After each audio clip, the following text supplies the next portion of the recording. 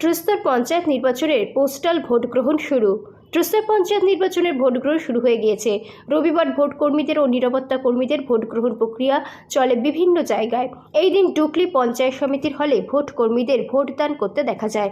সকাল 10টা থেকে বিকেল 4টে পর্যন্ত ভোট গ্রহণ করা হয়, জানালেন রিটার্নিং অফিসার সুশান্ত দত্ত। কঠোর নিরাপত্তার মধ্য দিয়ে শান্তিপূর্ণভাবে ভোট গ্রহণ করা হয়। ডুকলি ব্লক এলাকায় জেলা পরিষদের 5টি আসন রয়েছে। এর মধ্যে 2টি আসনে বিনা প্রতিদ্বন্দ্বিতা জয়ী হয় প্রার্থীরা। 3টি আসনের জন্য ভোট গ্রহণ করা হয়। ডুকলি ব্লকের পোস্টাল ভোটারের জন্য আবেদন করেছেন 222 জন।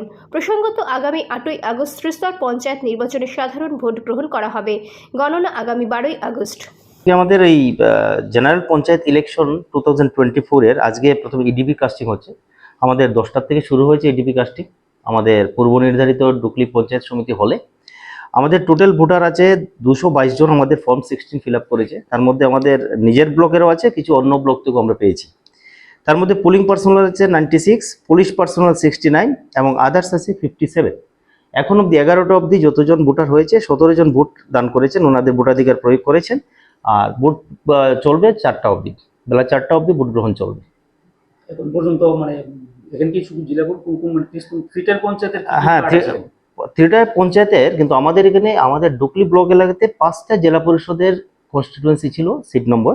তার মধ্যে 2টো আনকন্টেস্টেড ডিক্লেয়ার হয়ে গেছে এবং 3টের জন্য ভোট হচ্ছে। যেমন পশ্চিম ত্রিপুরা জেলা পরিষদ 13, পশ্চিম ত্রিপুরা জেলা পরিষদ 15 আর পশ্চিম ত্রিপুরা জেলা পরিষদ 17।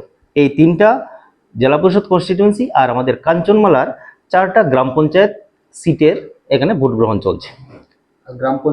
গ্রাম পঞ্চায়েত আমাদের 23টা গ্রাম পঞ্চায়েত। 23টা গ্রাম পঞ্চায়েতের টোটাল ছিল 277 সিট। তার মধ্যে একটা ভ্যাকান্ট, কোনো প্রার্থী জমা পড়েনি। আর 4টাতে ভোট হচ্ছে, বাকিগুলি সব আনকন্টেস্টেড।